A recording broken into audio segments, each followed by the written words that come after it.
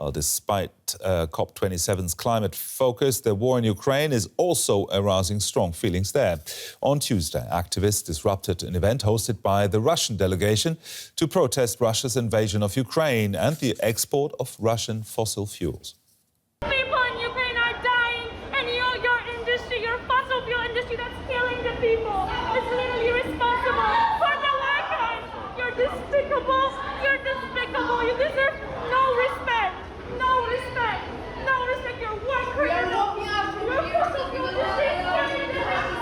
You deserve no respect. And in that video, we saw Dominika Lasota. She's a climate and social justice activist and joins us now from Sharm El Sheikh. Dominika, what exactly did you hope to achieve there?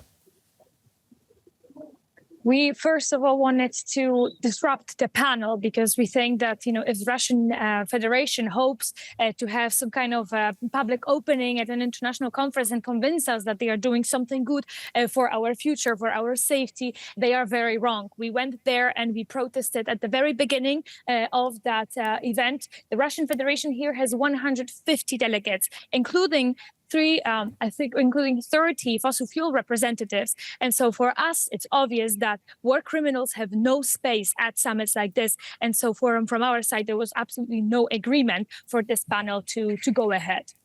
But in your view, how can reliance on, for example, Russian fossil fuels be avoided in the short term? There's the winter coming up here in Europe.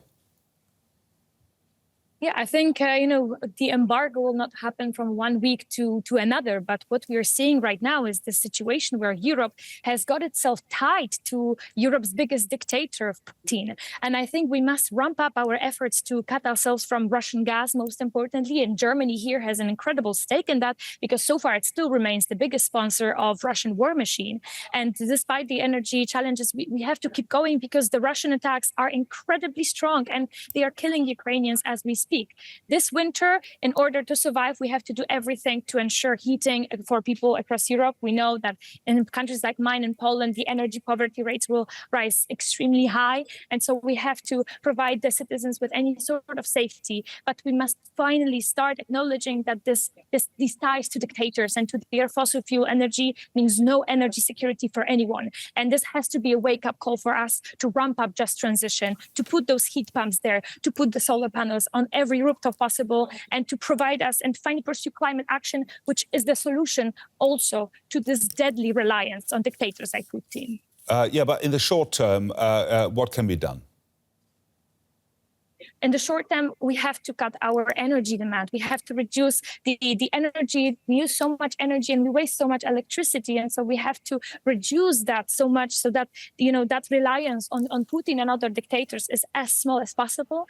And I mean, and in countries like Poland, for instance, we have many bills that are blocking wind energy and other renewable energies that could already within weeks or months be implemented, be unblocked, and they could fill in that gap that we have right now because of Putin's sabotagers. Obviously, this winter, I think, will be lost, and it might be one of the most tragic winters we will face as Europe. But I really do hope that if this winter is lost, the next year we have to do everything to stop the money flow to Putin, to stop the reliance on other dictators, and to finally phase out fossil fuels. The climate and social justice activist Dominika Lasota there. Thank you very much, Dominika. Thank you so much. The EU's climate chief says there is still a long way to go in the negotiations at the United Nations COP27 climate summit. But the clock is ticking for delegates in Egypt to come to an agreement on climate goals by Friday when the summit ends. One of the main sticking points, compensation for nations most vulnerable to climate change. But the talks have just been bolstered by world leaders at the G20 summit who pledged to, quote, pursue efforts to curb global warming to 1.5 degrees centigrade. And DW correspondent Julia Saudelli is at the climate conference in Sharm El Sheikh, and she told me how the G20 declaration is being received there. Well, certainly it is seen as a positive signal that the G20 countries have again committed to trying to keep the rise of global temperatures under 1.5 degrees Celsius. This is a goal that was set in the Paris Agreement in 2015. And we've seen some signs here at the climate conference that some countries might be wavering on wanting to be as ambitious to pursue this goal. And it's important for the G20 countries to have again committed to the 1.5 degree goal. And it is also important that the G20 countries said that they want to push for reaching an agreement on loss and damage, that is compensation for the countries most affected by the consequences of climate change. And that is something that is likely to be well received here too. OK, now I believe DW has also been talking to the EU's chief climate negotiator, Frans Timmermans, about rich countries paying poor countries more for the damage to the climate. Yes, this is exactly one of the biggest topics here at the climate conference. How can countries come to an agreement looking at rich countries contributing financially to cover the great damage that the most vulnerable and poor countries are having to carry the burden of because of climate change? And we asked Frans Timmermans what he thought exactly about this issue. Let's hear what he told us. Because some countries want that money to go to all developing countries, and the European Union wants this money to go to those countries who are most vulnerable as a result of the climate crisis. So we need to find a way through that everybody can agree that this money will go to the countries that need it most. And we also need to talk about the conditions. Some countries want a specific fund for this. That could be a solution. We are open to that, but we also want to explore other possible solutions, because creating a fund takes many years, and we want to start helping vulnerable countries now. And perhaps there are other solutions to address the issue. But we are open to discussing that and finding a compromise so that we can have a successful conclusion about loss and damage here in Sharm El Sheikh. Julia, I do just have to ask you, Brazil's President-elect Lula da Silva is at the climate talks, and he's taking a very different approach to the climate from his predecessor, Jair Bolsonaro, isn't he? Yeah, there's a lot of excitement for Lula's presence here at the COP27, and especially because it does mark a new beginning for Brazil. It's a message saying that Brazil is back, and definitely more attention by Lula to the issues of the climate, protection of the Amazon, and other countries here at COP excited to be able to work together again and in closer relationships with Brazil exactly on this topic, and ready to cooperate more closely with Brazil at this point. DW's Julia Sardelli in Sharm El Sheikh. Thank you so much for that.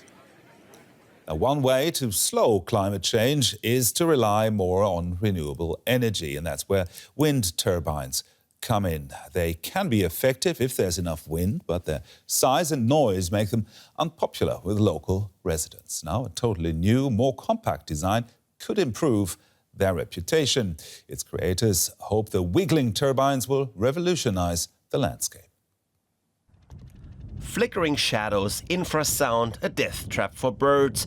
Critics are finding lots of reasons to oppose ever larger wind farms. Here's an alternative, a bladeless, pole-shaped turbine.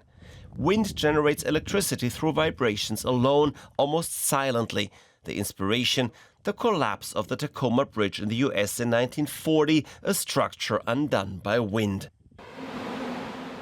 Using a homemade wind tunnel, David Yanez developed his first wiggling wind turbines. The generator sits in the center. This is the part that converts motion into electricity. That's it. A slim structure, round, very simple, no gears, no bearings, no mechanics. It just converts motion energy into electricity. Sounds simple, but it wasn't. Vortex's early years were rocky and energy output was low. Back then, there was nothing on the internet for wind turbines without blades. There were no examples for us to learn from other than basic physics. But with government and European funding, the team went further, developing a larger wind tunnel and power plant. About 2.5 meters high, it creates 100 watts of power. The turbine can now provide energy for a home. A single-family home, for instance, could have 3 or 4 solar panels on the roof. Additionally, there could be 1 or 2 bladeless turbines to provide the basic energy needs at night.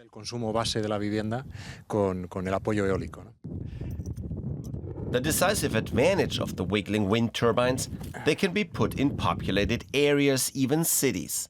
But before mass-producing these turbines, Vortex is going one step further.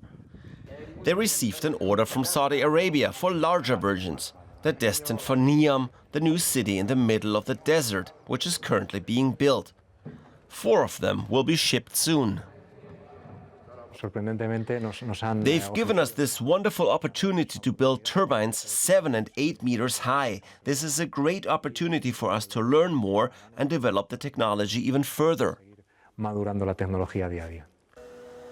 Once the large prototypes are finished, mass production of these mid-sized turbines is getting closer. Perhaps they will be available for purchase early next year.